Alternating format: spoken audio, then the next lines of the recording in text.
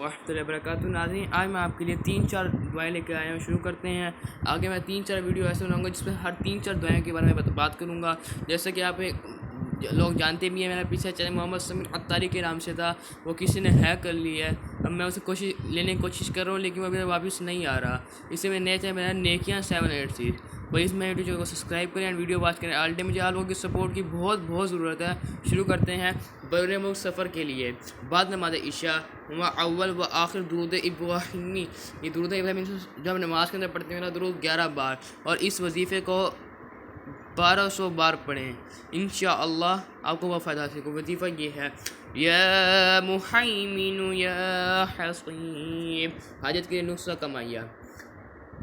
بعد نماز عشاء اول و آخر درود ابراہیمی 11 بار، اور وظیفہ کو 1200 بار پڑھیں۔ یا بدیع العجائب بالخیر یا بدیع، قیدی کی رہائی کے لیے دعا۔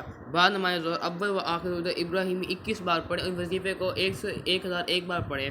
یا واسع یا ولی، صدق اللہ العظیم۔ پلیز میں نے سبسکرائب کریں، ویڈیو واچ کریں۔ آلریڈی جزاک اللہ خیر۔